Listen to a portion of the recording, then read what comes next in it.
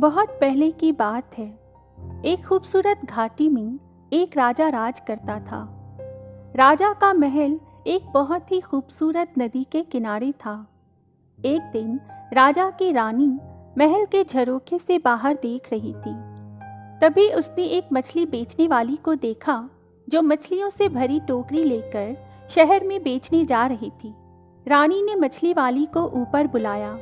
मछली वाली ने अपनी टोकरी नीचे रखी।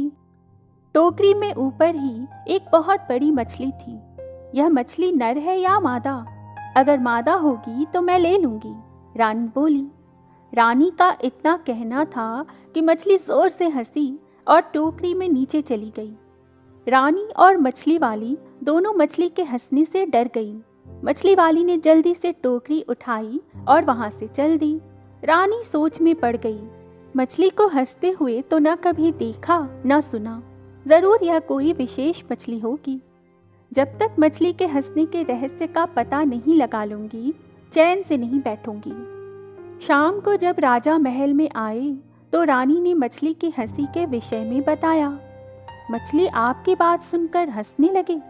यह तो बड़े अचरज की बात है। राजा भी बोले, मैं कुछ नहीं जानती। आपको मछली क्यों हंसी इसका पता लगाना पड़ेगा, रानी ने जिद की। दूसरे दिन राजा का दरबार लगा था। राजा ने सारी बात बताई और बोले, क्या कोई बता सकता है कि मछली क्यों हंसी? जब कोई कुछ नहीं बोला तो राजा ने अपने वजीर से कहा कि 6 महीने के अंदर वो मछली के हंसने का कारण पता लगाकर बताए, वरना उनका सिर धड़ से अलग कर दिया जाएगा। वजीर उसी दिन से मछली के हंसने का कारण पता करने में लग गए। बड़े बड़े ज्ञानी पंडितों से, जादूगरों से, साधु सन्यासियों से सबसे पूछा, पर कोई कुछ नहीं बता सका। दूर दूर तक यात्राएं भी की, पर कुछ भी पता नहीं चला। समय निकलता ही जा रहा था। 5 महीने निकल गए और अभी भी वजीर कुछ भी पता नहीं लगा सके। अब तो उन्हें अपनी मृत्यु सामने दिखाई दे रही थी। तभी उन्होंने अपने बेटे सुलेमान को बुलाया और बोले, बेटे, मुझे तो 1 महीने के बाद राजा मरवा देगा। कहीं राजा का क्रोध तुम पर भी ना उतरे, इसलिए तुम यहाँ से चले जाओ। सुलेमान अपने पिता से बहुत प्यार करता था। वह बोला, मैं आपको अकेला छोड़कर कहीं नहीं जाऊंगा। वजीर ने उसकी एक नहीं सुनी और समझा बुझाकर सफर पर भेज दिया। सुलेमान दुखी मन से बिना सोचे समझे जो रास्ता मिला उसी पर चल दिया। चलते चलते रास्ते में सुलेमान को एक किसान मिला। किसान शहर से सामान आदि खरीद कर अपने गांव जा रहा था। सुलेमान ने सोचा, एक से भले दो, तो वह भी किसान के साथ साथ चलने लगा। थोड़ी देर चलने के बाद सुलेमान बोला, देखिए, चलते चलते हम दोनों थक गए हैं। ऐसा करते हैं कि आधे रास्ते आप मुझे लेकर चले और आधे रास्ते मैं आपको लेकर चलता हूँ। इस तरह से रास्ता आसानी से कट जाएगा। किसान उसकी बात सुनकर अचकचा गया। आधे रास्ते यह मुझे लेकर चलेगा और आधे रास्ते मैं? कैसी बेवकूफ़ी की बात है, किसान ने सोचा और चुपचाप आगे बढ़ता रहा। थोड़ी देर में वे एक पहाड़ी के ऊपर थे। नीचे झेलम नदी की पतली धार दिखाई दे रही थी और ऊपर देवदार के पेड़ों का जंगल। दोनों एक पत्थर पर बैठकर सुस्ताने लगे। सुलेमान ने जेब से एक चाकू निकाला और उसे किसान को देकर बोला, आप यह चाकू लीजिए और जंगल से 2 घोड़े ले आइए। और हाँ, चाकू संभाल कर रखिएगा, यह बहुत कीमती है। चाकू लेकर मैं जंगल से घोड़े पकड़ लाऊं? यहाँ इस पहाड़ी पर घोड़े? या तो यह खुद पागल है या मुझे पागल बना रहा है, किसान बड़बड़ाया। थोड़ी देर में फिर से दोनों चल दिए। कुछ देर बाद दोनों एक खेत में पहुंचे। खेत में पकी हुई फसल कटने के लिए तैयार खड़ी थी। कितनी अच्छी फसल है, किसान फसल देखकर बोला। हाँ, वह तो है, पर पता नहीं फसल खा ली गई है या बची है।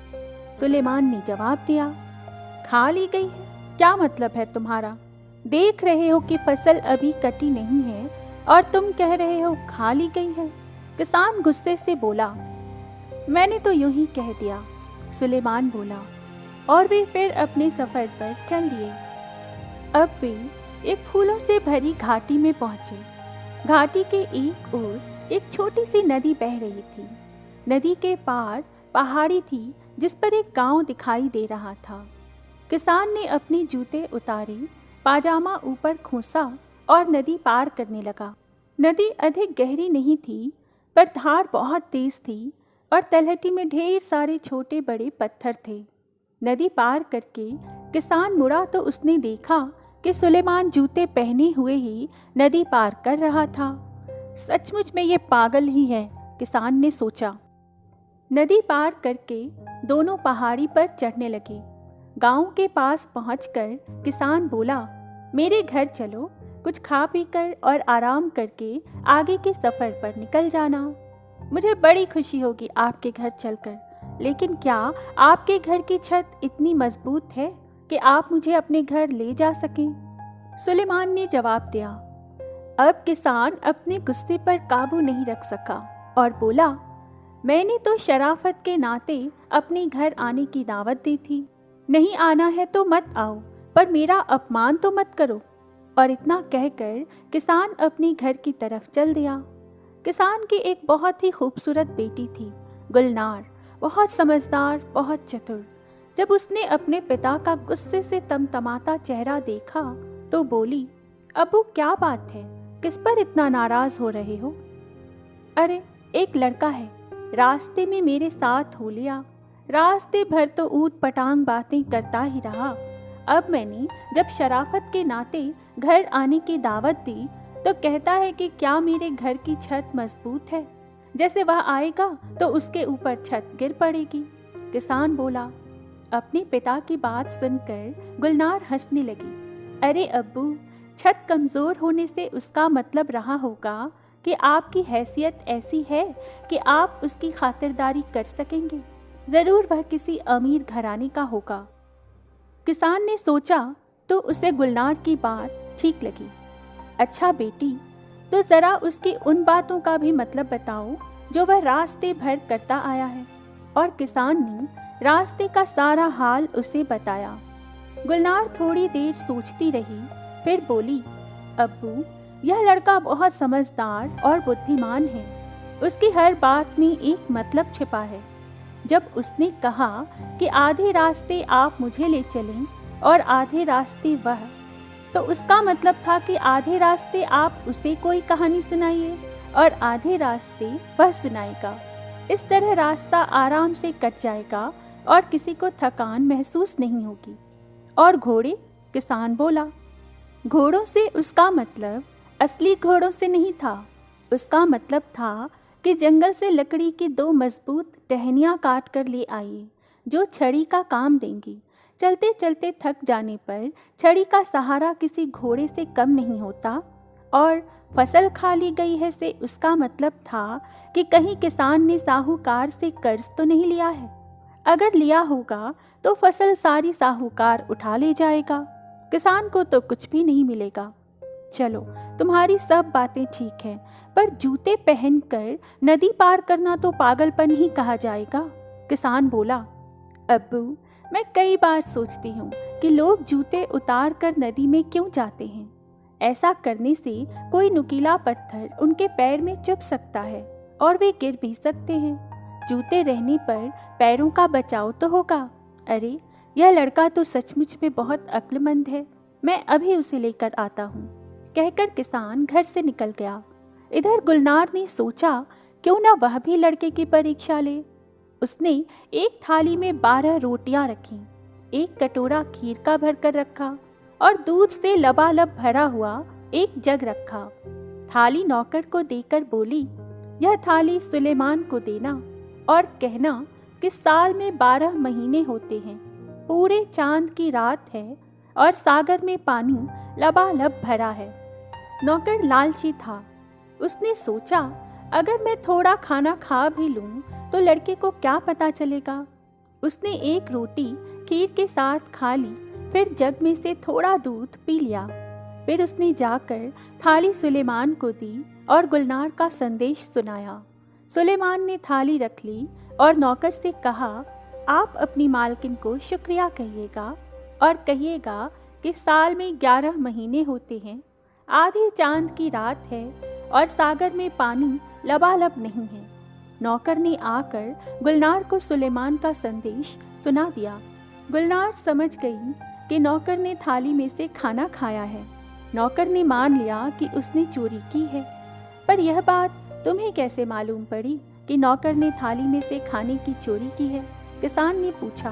अब्बू, मैंने 12 रोटियां रखी थीं, मतलब साल में 12 महीने कटोरा भरकर खीर का था, यानी पूरे चांद की रात, और सागर में लबालब पानी मतलब जग दूध से भरा है। सुलेमान ने कहलवाया, साल में 11 महीने हैं, मतलब 11 रोटियां, आधे चांद की रात मतलब कटोरा आधा खाली, और सागर में पानी कम है, मतलब जग में दूध कम है। वाह, तुम दोनों का तो जवाब नहीं, किसान बोला। शाम को सुलेमान आया।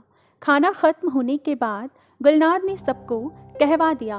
कहवा पीते पीते सुलेमान ने अपने पिता और मछली की हंसी के बारे में बताया और बोला, अगर जल्दी ही मछली की हंसी का रहस्य नहीं सुलझा तो मेरे अब्बू की जान चली जाएगी।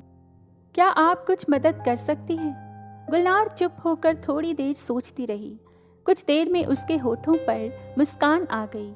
चलिए, मैं भी आपके साथ चलती हूँ। मछली के हंसने का रहस्य मैं राजा को ही बताऊंगी, वह बोली। सुलेमान गुलनार के साथ उसी वक्त अपने नगर की तरफ चल दिया। उसके पिता चिंता के मारे खाट से लग गए थे। सुलेमान को देखकर बोले, अरे तुम क्यों आ गए?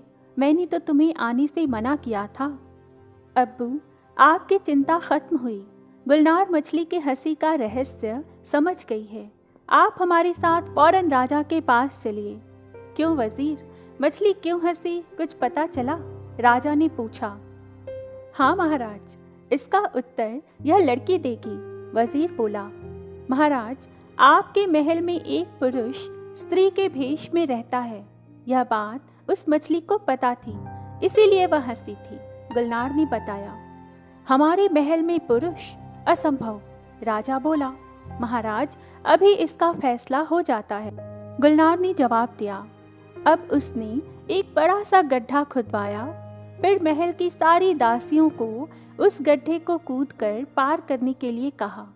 कोई भी दासी उस गड्ढे को पार नहीं कर सकी, सिवाय उस दासी के जो असल में एक पुरुष था। वह एक चोर था और राजा के महल में चोरी करने के इरादे से रह रहा था।